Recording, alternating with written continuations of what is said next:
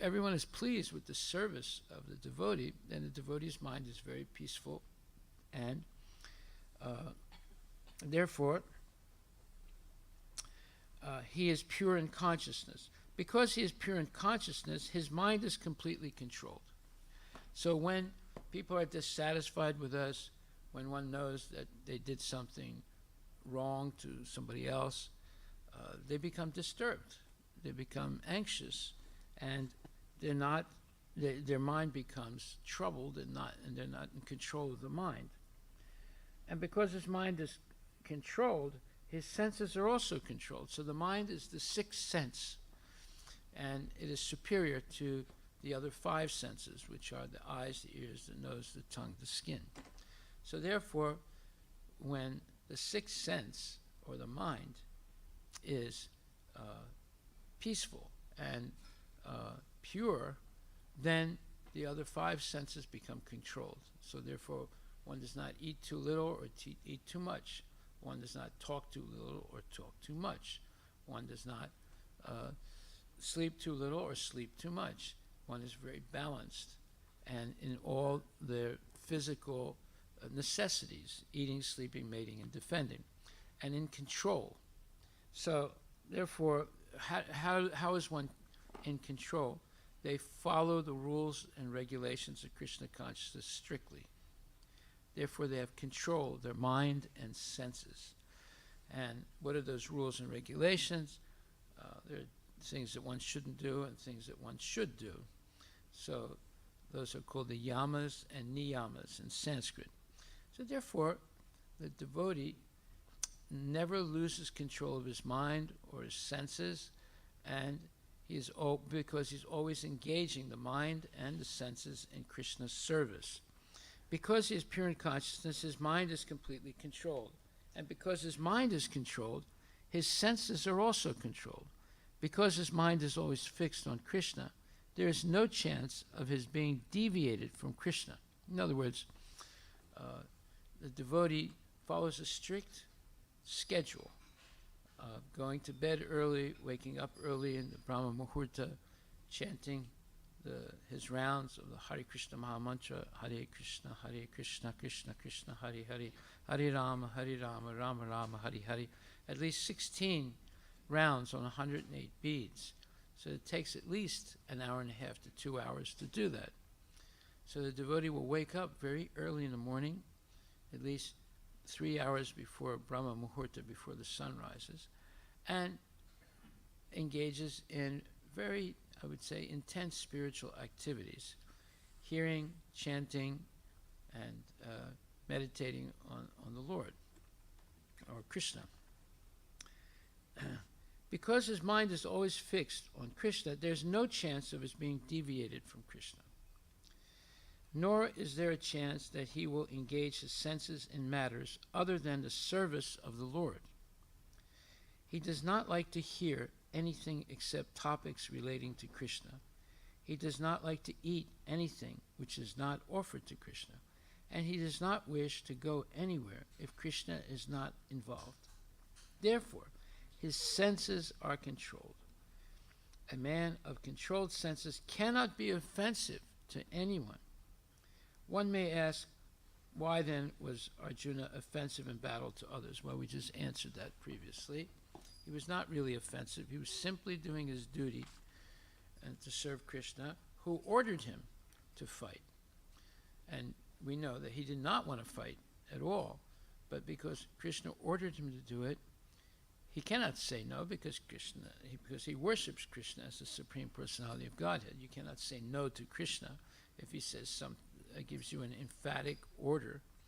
Now, is Krishna giving us an emphatic order today? Yes, but he's not giving the same one that gave Arjuna. He gives that order in the 18th chapter, verses 69 and 70. Where he says, let's see, where is it? Ya idam paramam guyam, mad bhakti swabhidasyati. Bhakti mai param bhaktim mai param kritva mam ivaistasya samsaya. And nachavtasman manusyesu kaschit me priya kritama. Bhavita nachame tasmat anya priyataro bhuvi. So this says, for one who explains this supreme secret of Bhagavad Gita to the devotees, pure devotional service is guaranteed, and at the end, he, my devotee, will come back to me. So here, what is Krishna saying? He's giving a direct order to every human being in this age of Kali, that if you want to go back to Godhead and be dear to Krishna, then you learn Bhagavad Gita and you explain it correctly to others. And then he says, Nachitasman manusyesu, there is no servant in this world more dear to me than he, nor will there ever be one more dear. So if we want to be very, very dear to Krishna, then we should learn Bhagavad Gita. We're reading Bhagavad Gita right now, and teach it to others. That's the greatest mercy that we can show to another person, by taking the time to teach them Bhagavad Gita. Someone has taken the time to teach you or me Bhagavad Gita, so we should do the same thing to help someone else learn and take full advantage of the knowledge of Bhagavad Gita so they can go back to Godhead in this lifetime. So Krishna has given his order in the Bhagavad Gita for all living entities in this age of Kali Yuga. Okay, so of all the yogis, and yoga means connecting to Krishna. So there are different processes. There's karma yoga, there's jnana yoga, there's astanga yoga, and there's bhakti yoga. Bhakti yoga is the best way to connect to Krishna, because one connects through love and devotion. And it says, yoginam api sarvesam madgatanantaratmana Shraddhavam bhajate yomam samyukta tamo mata. O Arjuna, and of all yogis, the one with great faith who always abides in me, thinks of me within himself, and renders transcendental loving service to me, he is the most intimately united with me in yoga, and is the highest of all. That is my opinion. So here Krishna, the Supreme Personality of Godhead, is making a final declaration that of all yogis, and there are different types, but the main categories are karma yoga, jnana yoga, astanga yoga, bhakti yoga. There are many subcategories of those four types. But of all the yogis, the bhakti yogi is the best. Why? Because he has great faith, he or she has great faith in Krishna, and because of that great faith, they engage in very serious devotional service in a regulated way every day. And therefore, those are signs of someone who's seriously engaged in Krishna's service, and Krishna is very, very dear to such a devotee like this. So in the purport, Prabhupada says, the word bhajate, where it says Shadavan bhajate yomam, the word bhajate is significant here. Bhajate has its root in the verb bhaj, which is used when there is need of service. The English word worship cannot be used in the same sense as bhaj. Worship means to adore or to show respect and honor to the worthy one, but service with love and faith is especially meant for the Supreme Personality of Godhead. One can avoid worshiping a respectable man or a demigod and may be called discourteous, but one cannot avoid serving the Supreme Lord without being thoroughly condemned. This is the law of nature. That is, if we go through this whole life and ignore Krishna, then we are violating one of the most important laws of nature, that one must be subordinate, one must be dependent on, one must be surrendered to Krishna and offer all their service to Krishna. If that doesn't happen, they become condemned by the laws of nature to continue birth, death, old age, and disease over and over again. So this is a law of nature. One must surrender to Krishna and become his servant. And if one doesn't do that, then we are punished. And what kind of punishment there is? Well, there's birth, old age, disease, and death, and then rebirth again, and continuing that cycle. And there's other punishments. There's punishments due to frailties of the body. There's punishments due to other living beings. There's punishments due to natural catastrophes, hurricanes, tsunamis, etc. So this world is a world of suffering. And dukkalayam asasvatam, or anityam asukam lukam. This world is temporary, and asukam, there's no real sukha, no real happiness here, because there's always some problem. There's little bits of happiness, and immediately there are some problems also. Just like today, this morning, in Mangal Arti, one lady was waiting for me as soon as I walked out, and to come to enter the temple room. There was a lady there, and she was crying because she had just heard that her father was dying.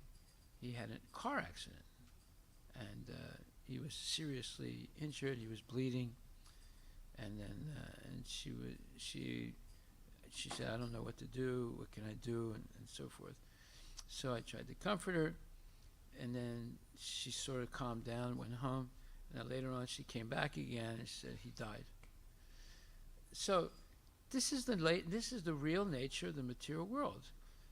She did not know her father was going to die like that. He was still not too old, and he had fairly good health, but he had a car accident. He was riding his bicycle and a car hit him from the back. So that's India. India's worst place in the world for traffic accidents. Accidents happens all the time. It happens here also, but it seems to happen a lot more in India because there's a bigger population there. Yeah, I think he was just walking, and a motorcycle ridist, he bumped into him. Oh, really? He was just walking. She told me he was riding his bicycle. No, I think he was just walking, Uh-huh. and a motorcyclist hit him. Wow. So he fell on the sidewalk and hit him. Wow. Terrible. So we see that there is, Krishna describes this world as anityam asukam lokam. Lokam means a place where anitya, everything is temporary, and asukam, where there's plenty of misery. It's all miserable. So there is some happiness, but it's always accompanied by misery. And that's in the case of people who are not serious about spiritual life. They're always striving for happiness, but usually they achieve happiness by some kind of sinful activity, drinking intoxicants or smoking intoxicants, engaging in illicit activities, engaging in meat eating and intoxication and so forth. So whenever there's sense gratification, it's always followed by misery. Now, everybody's engaged in sense gratification. That's why everyone's experiencing misery in this world. So, therefore, is there a solution to this? Yes, there is a solution. And here it says, worship means to adore or to show respect and honor to the worthy one. But service with love and faith is especially meant for the Supreme Personality of Godhead. One can avoid worshiping a respectable man or a demigod and may be called discourteous. But one cannot avoid serving the Supreme Lord without being thoroughly condemned. This is a law of nature, right? Every living entity is part and parcel of the Supreme Personality of Godhead, and thus every living entity is intended to serve the Supreme Lord by his own constitution. It means it's our natural being is to be a servant of the Lord. And when we don't do that, then we have just all kinds of trouble. Failing to do this, he falls down, The Bhagavatam, 11th canto, 5th chapter, 3rd verse, confirms this as follows. Ya isam purusham shakshad atma prabhavam ishwaram na bhajant ava jananti stanat brastaha patantyadaha. Anyone who does not render service and neglects his duty unto the primeval Lord, who is the source of all living entities, will certainly fall down from his constitutional position. Well, when you fall down, what happens? You get hurt. And that means that we become subject to the laws of material nature and to karma, bad karma. In this verse, the word bhajanti is used. Therefore, bhajanti is applicable to the Supreme Lord only, whereas the word worship can be applied to demigods or any other common living entity. The word avajananti, used in this verse of Srimad Bhagavatam, is also found in the Bhagavad Gita. Avajanti mam mudha.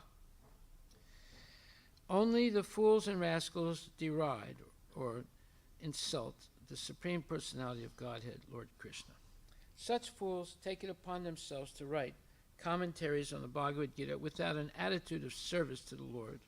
Consequently, they cannot properly distinguish between the word bhajante and the word worship. The culmination of all kinds of yoga practices lies in Bhakti Yoga. All other yogas are but means to come to the point of bhakti in Bhakti Yoga. In other words, there's what's called the yoga ladder. So the ladder or steps, going one by one up. So it begins with karma yoga, it advances to jnana yoga, which advances to astanga yoga, which advances to pure bhakti yoga. So that's the yoga ladder. And one is rising up, up, up until they go right into Vaikuntha. So the culmination of all kinds of yoga practices lies or becomes Bhakti Yoga. All other yogas are but means to come to the point of bhakti in Bhakti Yoga. Yoga actually means Bhakti Yoga. All other yogas are progressions toward the destination of Bhakti Yoga. From the beginning of Karma Yoga to the end of Bhakti Yoga is a long way to self-realization. Karma Yoga without fruitive results is the beginning of this path. When Karma Yoga increases in knowledge and renunciation, the stage is called Jnana Yoga. When Jnana Yoga increases in meditation on the Supersoul by different physical processes, and the mind is on Him, it is called Astanga Yoga. And when one surpasses the Astanga Yoga and comes to the point of the Supreme Personality of Godhead Krishna, it is called Bhakti Yoga, the culmination or the topmost. Factually, Bhakti Yoga is the ultimate goal, but to analyze Bhakti Yoga minutely, one has to understand these other yogas. The yogi who is progressive is therefore on the true path of eternal good fortune. One who sticks to a particular point and does not make further progress is called by that particular name. Karma Yoga, Jnana Yoga, Dhyana Yoga, Raja Yoga, Hatha Yoga, etc. If one is fortunate enough to come to the point of Bhakti Yoga, it is to be understood that he has surpassed all other yogas. Therefore, to become Krishna conscious is the highest stage of yoga, just as when we speak of Himalayan, we refer to the world's highest mountains, of which the highest peak, Mount Everest, is considered to be the culmination or the end. It is by great fortune that one comes to Krishna consciousness on the path of Bhakti Yoga to become well situated according to the Vedic direction. The ideal yogi concentrates his attention on Krishna, who is called Shama Sundara, who is as beautifully colored as a cloud, whose lotus-like face is as effulgent as the sun, whose dress is brilliant with jewels, and whose body is flower garlanded. Illuminating all sides is his gorgeous luster, which is called the Brahmajyoti. He incarnates in different forms, such as Rama, Nishinga, Varaha, and Krishna, the Supreme Personality of Godhead. And he descends like a human being as the son of Mother Yasoda. And he is known as Krishna, Govinda, and Vasudevaya. He is the perfect child, husband, friend, and master, and he is full with all opulences, and transcendental qualities. If one remains fully conscious of these features of the Lord, he is called the highest yogi.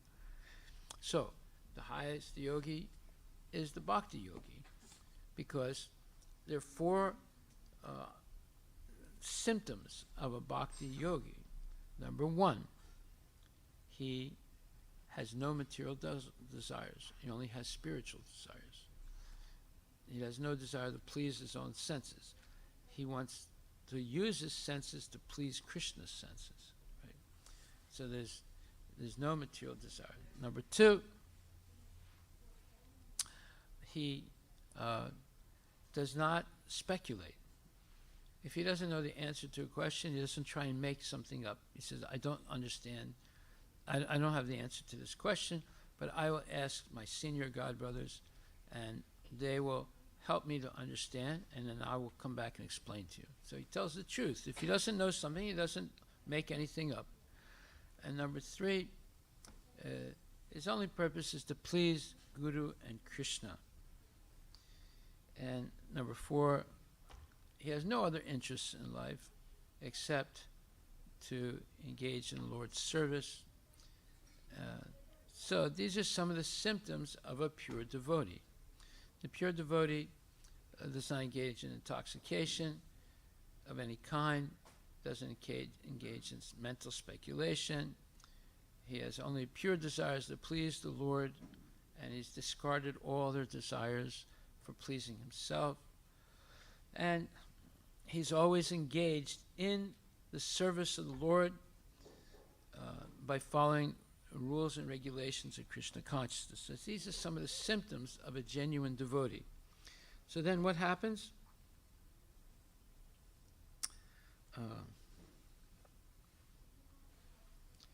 The culmination of all kinds of yoga practice lies in Bhakti Yoga. All yogas are but means to come to the point of bhakti in Bhakti Yoga. Yoga means Bhakti Yoga. All other yogas are progressions toward the destination of Bhakti Yoga. From the beginning of Karma Yoga to the end of Bhakti Yoga is a long way to self-realization. Karma Yoga without fruitive results is the beginning of this path. When Haribol. Jai Shri Shri Radha Nila Madhava Ki Jai. So we're almost finished here. It is by great fortune that one comes to Krishna consciousness on the path of Bhakti Yoga to become well situated according to the Vedic direction. The ideal yogi concentrates his attention on Krishna, who is called Shama Sundara, who is as beautifully colored as a cloud, whose lotus-like face is as effulgent as the sun, whose dress is brilliant with jewels, and whose body is flower-garlanded. Illuminating all sides is his gorgeous luster, which is called the Brahmajyoti. He incarnates in different forms such as Rama, Nrsimha, Varaha, and Krishna, the Supreme Personality of Godhead, and he descends like a human being as the son of Mother Yasoda, and he is known as Krishna, Govinda, and Vasudeva. He is the perfect child, husband, friend, and master, and he is full with all opulences and transcendental qualities. If someone remains fully conscious of these features of the Lord, he is called the highest level, the highest yogi. The stage of highest perfection in yoga can be attained only by Bhakti Yoga, as is confirmed in all Vedic literatures. Yasya Devi Para Bhakti Tata Devi Yata Devi Tata Guru Taishyate Katitahi Artak Prakasante Mahatmanaha. This is from the Svatasvatara Upanishad 6.23. Only unto those great souls who have implicit faith in both the Lord and the spiritual master are all the imports or all the meanings of Vedic knowledge automatically revealed. So this is, and there's another verse, Bhaktir asya bhajanam tad iha mutro phadi nairas yen a musmin, and so forth. And it says, service to the Lord is free from desire for material profit, either in this life or in the next. Devoid of such inclinations, one should fully absorb the mind in Krishna, in the Supreme. That is the purpose of nice karma. In other words, nice karma means it's action that doesn't have any karmic reaction. Right? So this is from the Gopala Tapani Upanishad. These are some of the means for performance of bhakti or Krishna consciousness, the highest perfectional stage of the yoga system. So here in this one purport, the fourth chapter,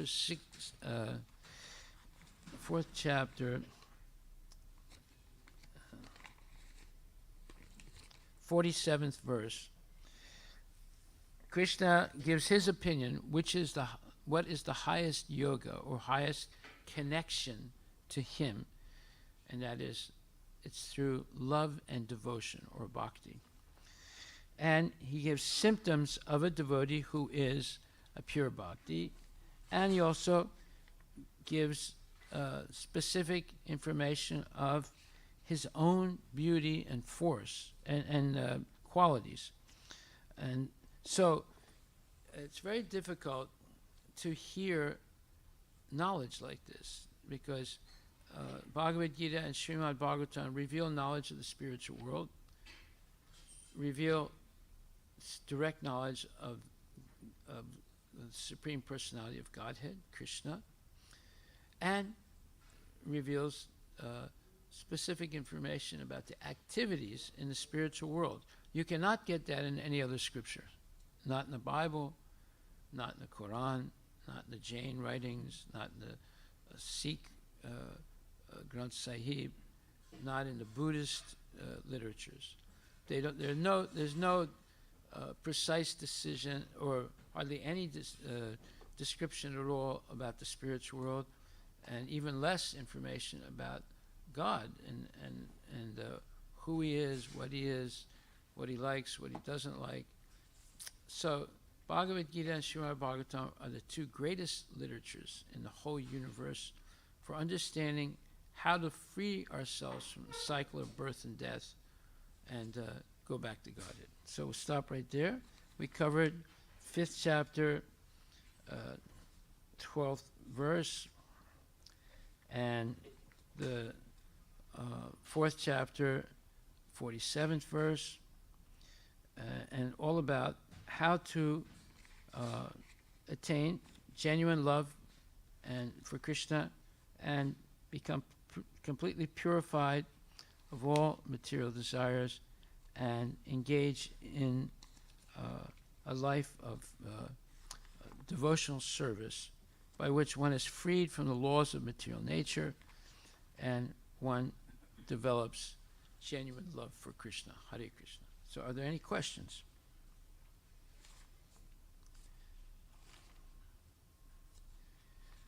Yes. So, what are the verses where it speaks about Krishna's senses? Krishna what? Krishna's senses. His senses. Yeah. And how to please them. Well, you can please Krishna by engaging in devotional service, just like the pujaris are serving Radha and Krishna, right? They're offering food, they're offering arti, they're dressing them, they're undressing them, they're offering garlands of fresh flowers, incense, ghee wick, and so forth. So all these are to please Krishna's senses. You have senses, I have senses, Krishna has senses also. He has eyes, he has ears, nose, tongue, skin. And so when you engage in this service, you please his senses. And when Krishna and what pleases Krishna the most is when his devotee is very serious about hearing about him and his pastimes and his relationship with his devotees and so forth. So that is Bhagavad Gita and Srimad Bhagavatam. It's all about the relationship of Krishna with his devotees. And that possibility of having such a close relationship to Krishna is open to everyone. It doesn't matter whether they're a good person or a bad person. But all bad people become good people by engaging in Krishna's service and following the rules and regulations of Krishna consciousness. So you have senses because you're coming from Krishna, and he also has senses, and that there's eyes, ears, nose, skin, and tongue, and then the mind, and the intelligence, and the ego, your individuality. All these things you're equipped with, and it all should be used in pleasing Krishna, and that is the goal of human life, is self-realization, understanding yourself in relationship to Krishna, in relationship to the material world, in relationship to other people. So when you understand your relationship with Krishna, then these other relationships become more clearly understood. And therefore you understand that the material nature belongs completely to Krishna. So therefore, we should not try and exploit and dominate the material nature. We should rather dedicate it to the service of Krishna. See? That way we no longer incur any karma. Kurvan eva nalipyate, as it said in the verse today. The last line says, though always working, such a devotee is never entangled by the laws of material nature. So other people are getting entangled all the time by engaging in illicit activities and insulting people, stealing, lying. All these things get people into trouble. But if someone wants to become a genuine devotee of Krishna, then there was a description today of how the devotee acts. Right? So it begins by he is kind to everyone, and everyone is satisfied by his work, therefore his mind is not disturbed, because everyone's satisfied with what he's doing. Right? So by reading the 5th chapter, 7th verse, you can learn what are the qualities of a pure devotee, and how, by developing those qualities through devotional service, and the number one service is to hear every day Bhagavad Gita and Srimad Bhagavatam spoken by genuine devotees. And then number 2 priority is to repeat it to others. And number 3 priority, if you do this on a regular basis, then you'll be able to remember also. So Shravanam, Kirtanam, Vishnu. And then Padasevanam, always worshipping the lotus feet of the Lord. Archanam, worshipping the deity of the Lord. Vandanam, praying to the Lord. Sakyam, becoming friends with the Lord. Vandanam, Archanam, Vandanam, Sakyam, and so forth. And then surrendering everything to the Lord. So these are the 9 ways of serving the Lord and pleasing the Lord.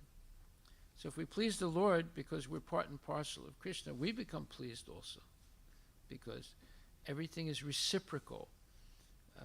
You please Krishna and he protects you and it pleases you.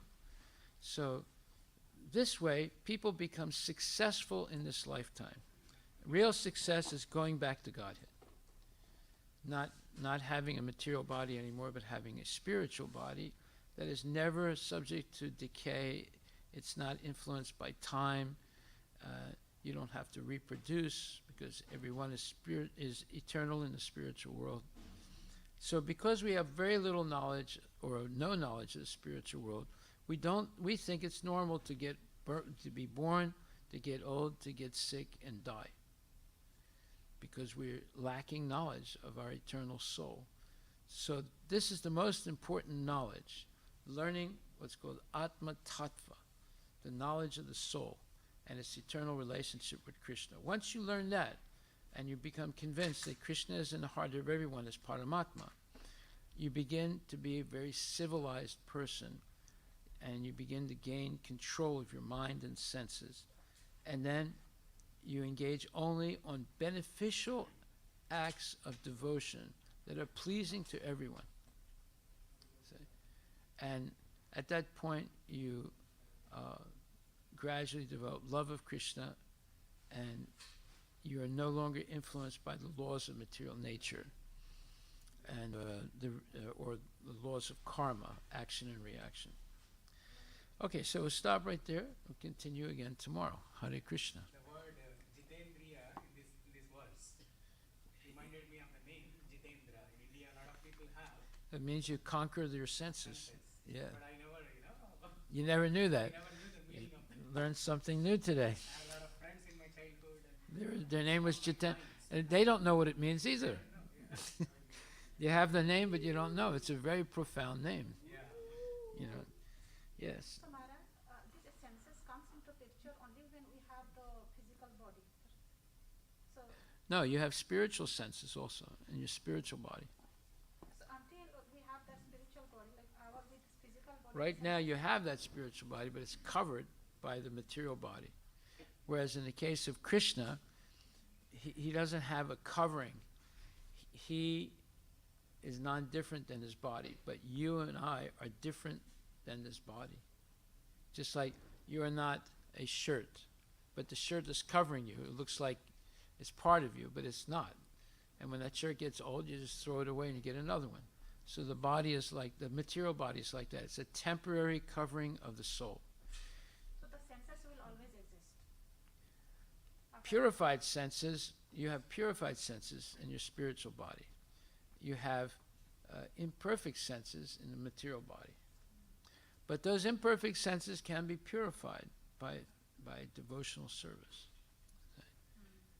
So you can revive your spiritual body by see, matter is spiritual also because it is eternal also.